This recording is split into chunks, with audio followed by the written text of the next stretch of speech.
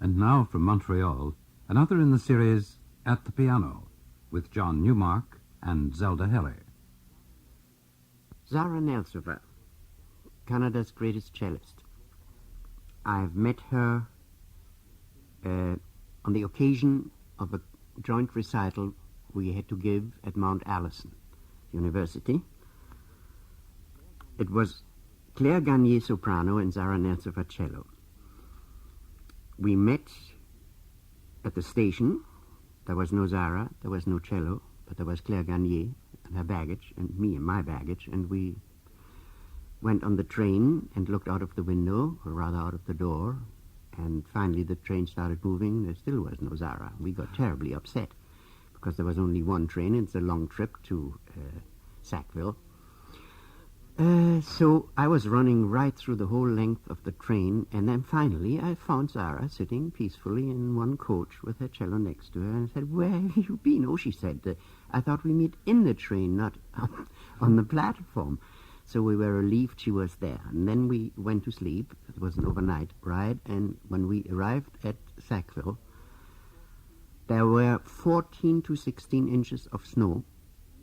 New snow. New snow. And when we stepped off the coach, we were far away from the platform, from the station, far in the back. And I sang with my legs right to the knees into the snowbank. Now what to do? There was the cello, there was Zara, there was Claire Garnier, and our suitcases. Well, I got rid of the dead matter first and dumped them all in the snow. They almost disappeared, those bags. And then I got Claire Garnier, who was really very, very tiny and slim and small and young then, and I just took her on my arms and carried her, wading through the snow for I don't know how far till I reached the platform, which was cleaned. And then I went back, and then I got Zara's cello in the case and had to again jump through the holes I had made with my feet, in the snow. It was unbelievable. And nobody there to pick us up, and nobody there to get excited about that we had arrived, and in what circumstances. So there we were, and then we took a cab which couldn't get started, and then we went to the hotel. It's the usual 1, 2, 3 of tours, but this was particularly memorable because of this high snow. That was the first time I made music with Zara. And from then on we did lots of things together. She and the other cellist on this program, Walter Joachim, are the only two cellists I've done all the Beethoven sonatas with. Here is something I am particularly fond of, the Hindemith cello sonata, which I had never done before, and we recorded it. And here is the second movement, the Hindemith cello sonata, played by Zara Nelsova and yours truly.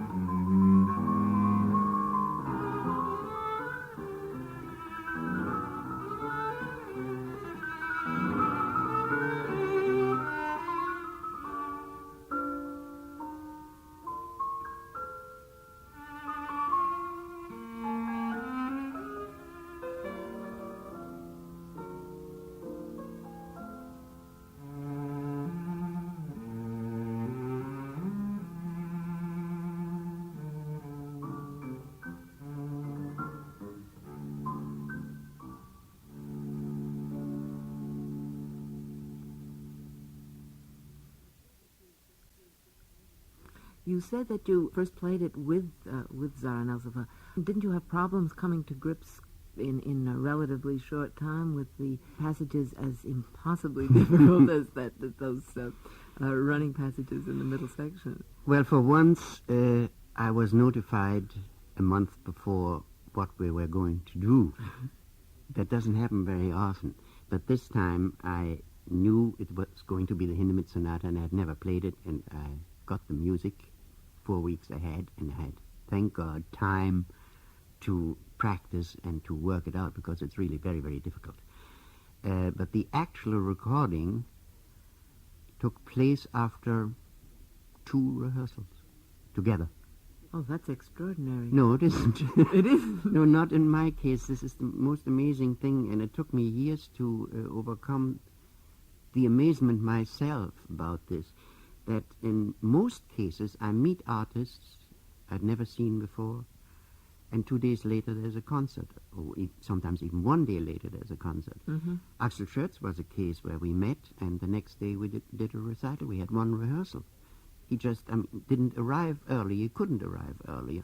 So I'm faced all the time with this problem of getting things thrown at me and people thrown at me, and to be able to coagulate the 2 units, and make it sound that people come afterwards very often after concert and say, you must have been together for many, many years. And then I say, I met him yesterday, But that, I think, it's a kind of extra scientific proof of, what do they call it, extrasensory perception.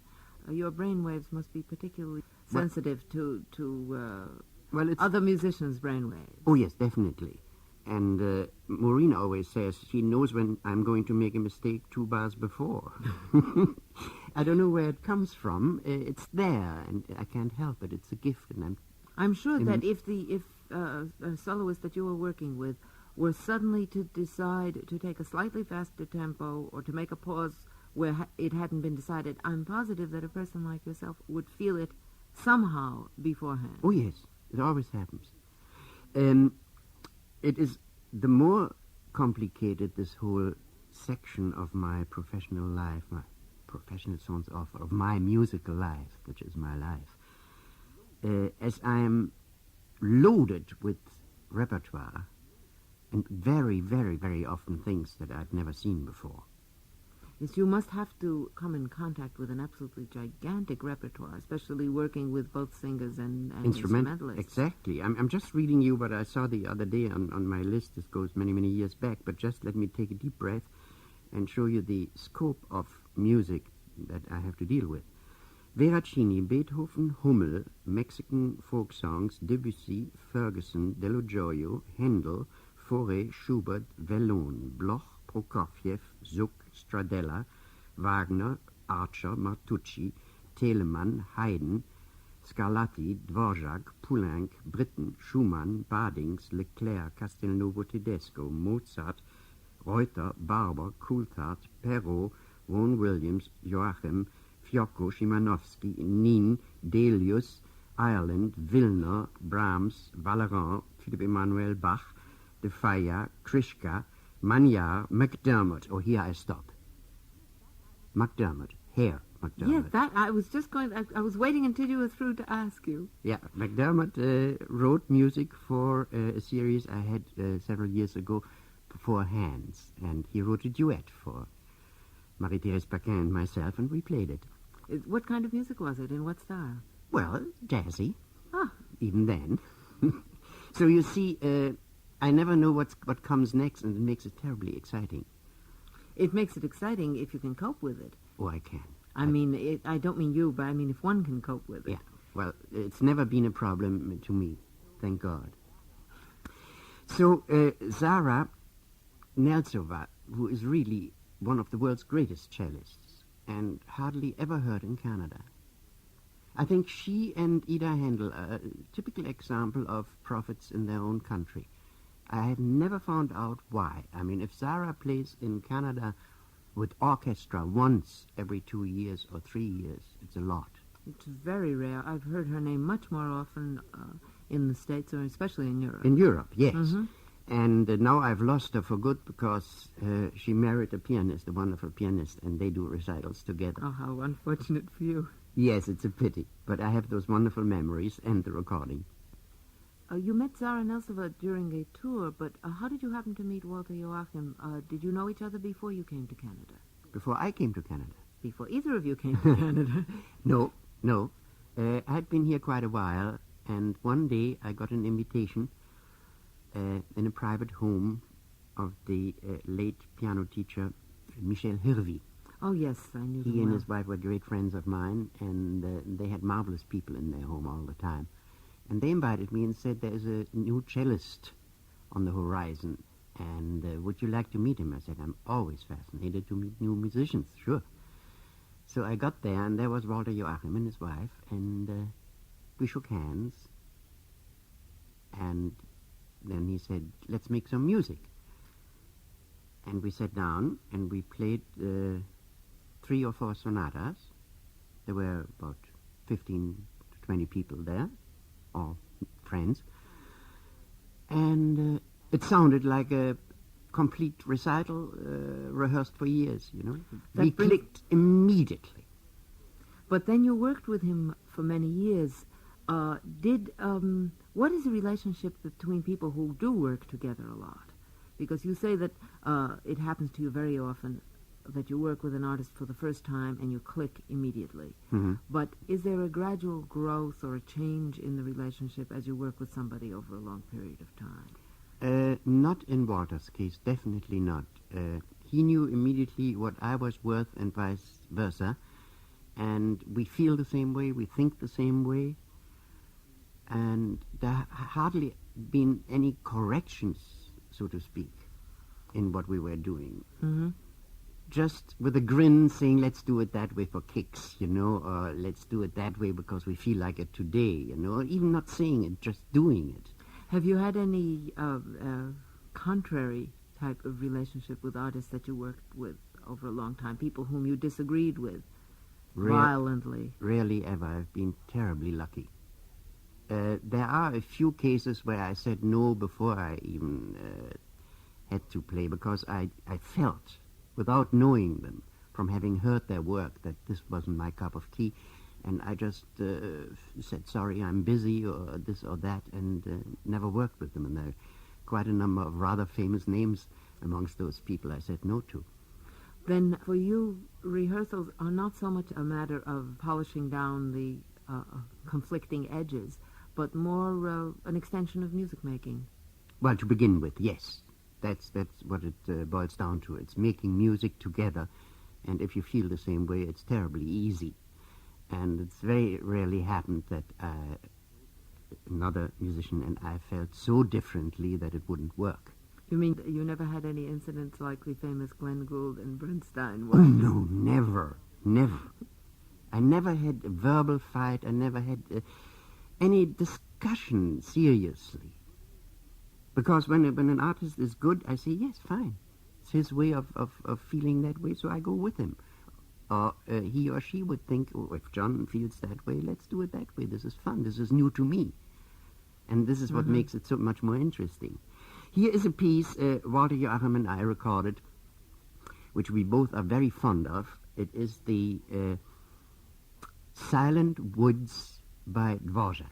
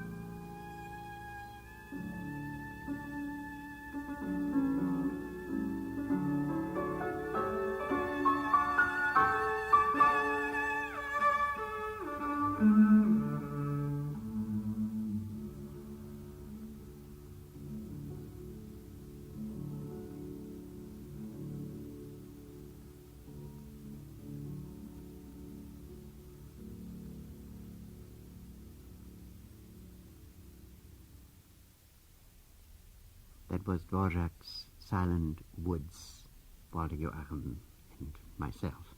You must have done a lot of chamber music recording or performances or broadcast with Walter also. Oh, nothing but. That's our great job, because we both are terribly, that's not the word, terribly fond. We cannot live without making chamber music.